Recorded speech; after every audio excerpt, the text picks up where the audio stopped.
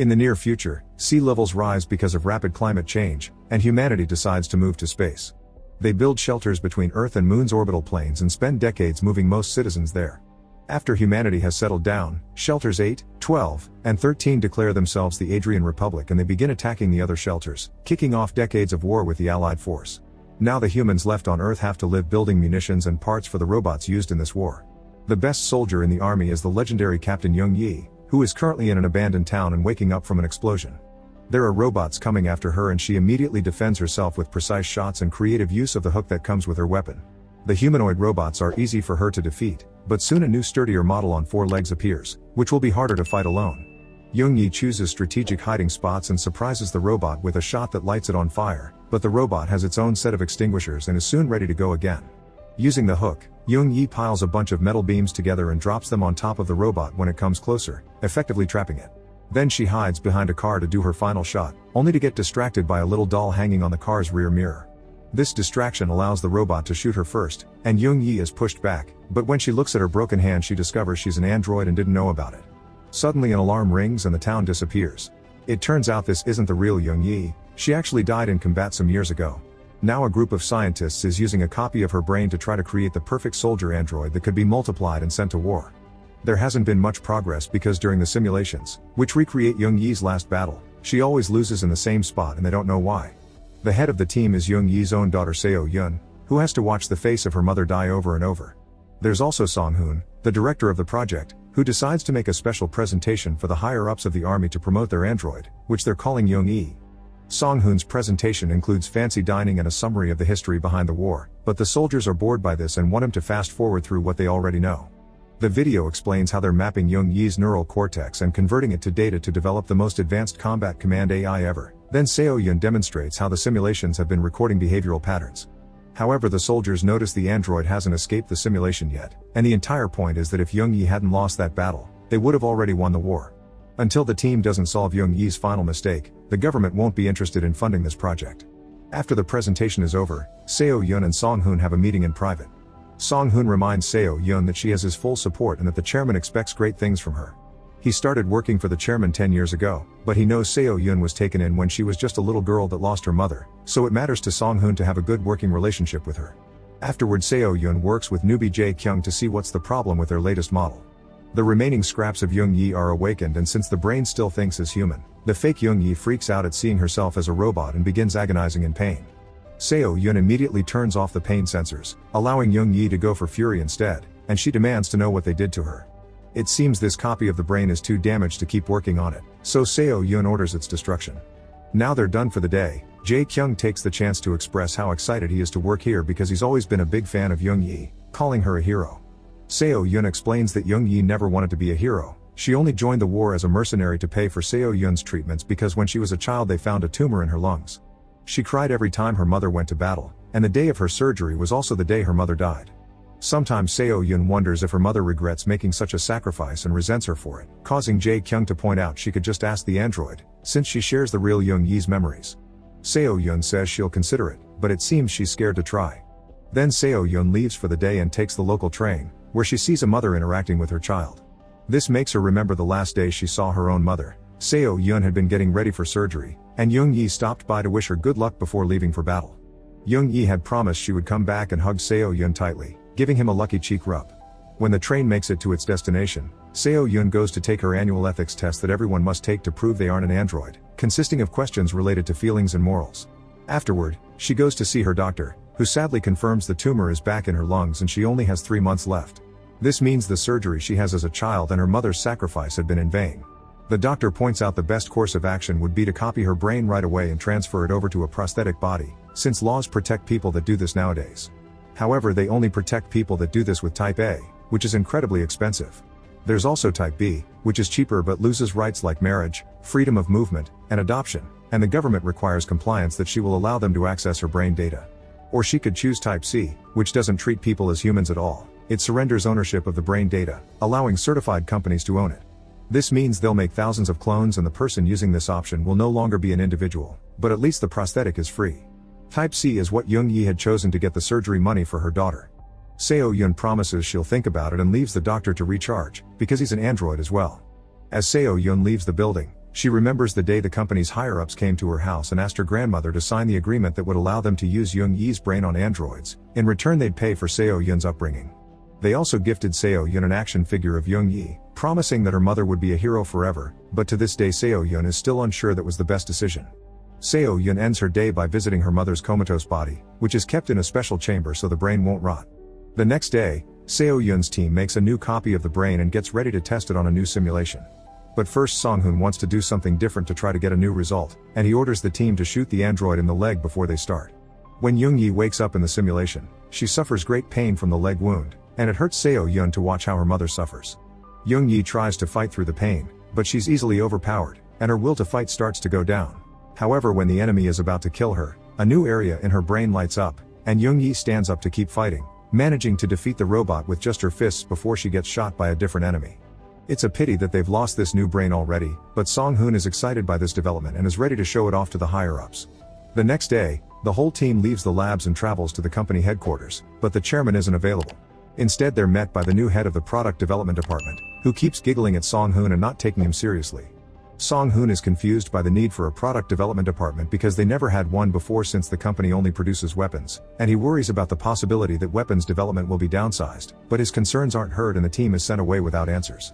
On the trip back to the labs, Song-Hoon keeps insulting the new employee and swears he'll keep the chairman's dream alive. Some days later, the team is looking at the new parts they could use for their next android test when they're informed the chairman has come to see them. On the way to the meeting, Song-Hoon asks if Seo-Yun has been taking her ethics test because it's important for them to be sure she's doing fine mentally while dealing with her own mother as an experiment. As soon as the pair enters the office, Song-Hoon freezes, revealing he's actually an android that the chairman built by replicating his own brain, but Song-Hoon has no idea. The chairman has come to bring very important news. The Allied force and the Adrian Republic are signing a treaty, meaning the war is over and weapons won't be needed anymore. He doesn't consider the research they did on Young-Yi pointless though because it's taught them a lot about developing good AIs and they can use it now to make housekeeping and service worker androids. The chairman confesses his original plan was to transfer his real brain into Song-Hoon to achieve immortality, but in the end, he copied it instead because he didn't dare to live inside a machine, which would never stop feeling fake.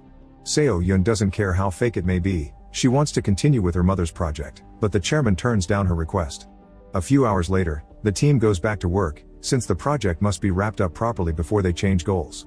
Young-Yi keeps dying at the same spot and Song-Hoon becomes furious because they can't activate that new brain area again to isolate it, so he thinks it's time for some extreme ideas. Song-Hoon makes the team activate the android and cut her arm, thus Seo-Yun has to watch her suffer as the pain area of her brain reaches excruciating levels. The new brain area still won't light up though, and a desperate Song-Hoon tries to shoot the android's legs next to match the wound from the other day. Seo-Yun finally snaps and turns the system off to stop Young-Yi's suffering, causing an enraged Song-Hoon to threaten her with his gun. This isn't enough to scare Seo-Yun and she stands her ground, but before Song-Hoon can go too far, another employee comes to inform him the chairman wants to see him. Song-Hoon leaves without a word, and Seo-Hyun thanks her team for all their work. It's time to shut down the project, but she does ask them to assemble all the data they've collected and send it to her. Sometime later, Seo-Yun ignores the pain she's feeling in her lungs and concentrates on looking at the data. To her surprise, someone has exported her mother's brain one last time without her knowing. Seo-Yun goes to investigate and when she walks by Jae-Kyung's room, she hears some naughty noises and makes her way inside. What she finds there it's pretty disturbing. Jae-Kyung had been getting frisky with a new android designed to do dirty deeds but still wearing Young-Yi's face. After covering the android with a blanket, a furious Seo-Yun pushes Jae-Kyung against the shelves and insults him for being a pervert, but Jae-Kyung explains he was just following orders. It turns out that making household AIs includes creating companions capable of intimacy, and since Young-Yi was so popular, people would pay big money to have her as their girlfriend. After all, Young-Yi's persona is Type C, meaning she can be used by anyone. Devastated by the news, Seo-Yun leaves the room in tears, realizing how she should have seen this coming when they gifted her an action figure of her own dead mother. A moment later, Seo-Yun is back in the lab to spend time with the android before the project is taken away. Song-Hoon is already there, suffering from depression because he thinks he lost the chairman's trust and that's why their project got cancelled. Seo-Yun ignores him and enters the android chamber, waking her up after shutting down the pain sensors.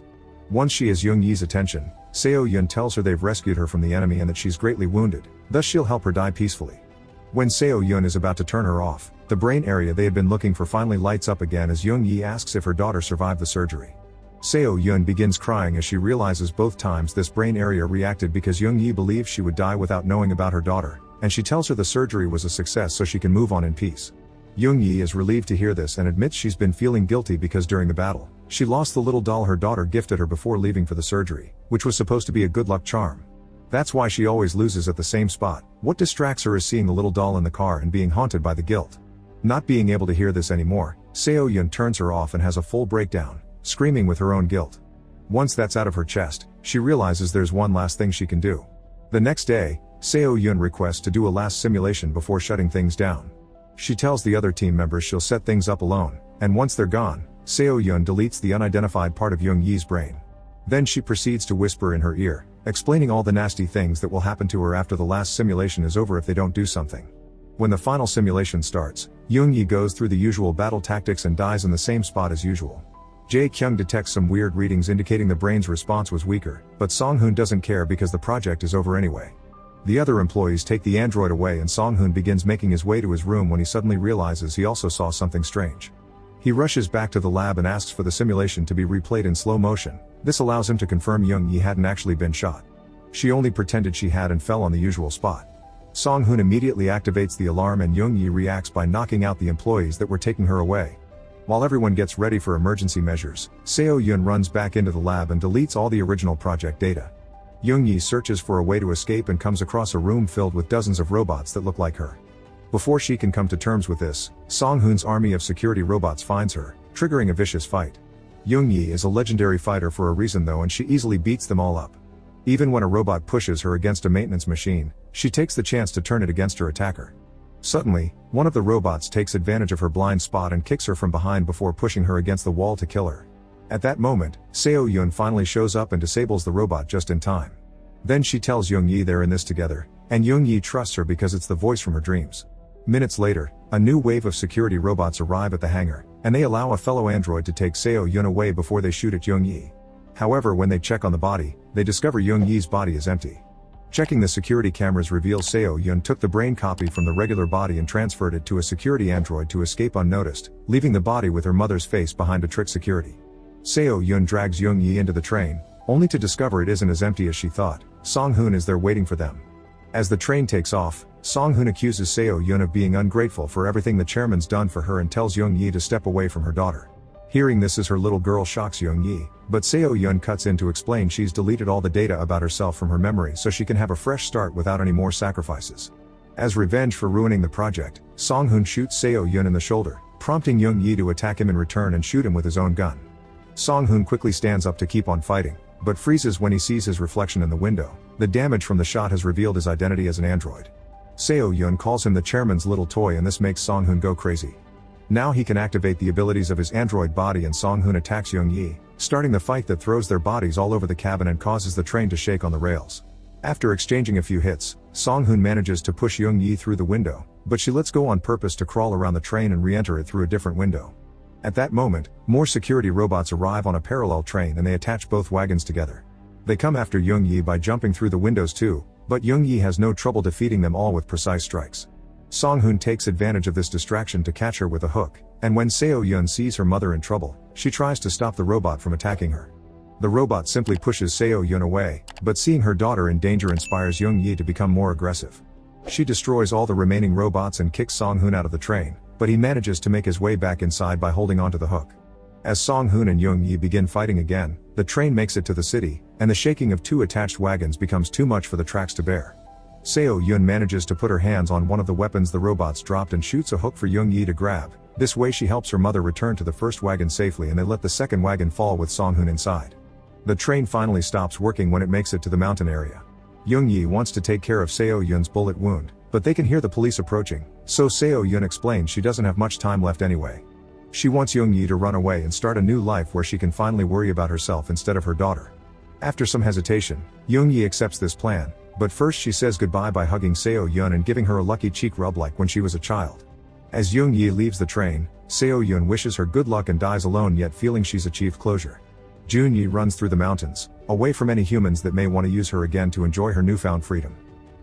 Make sure to subscribe and turn on notifications so you can watch more videos like this. Thanks for watching.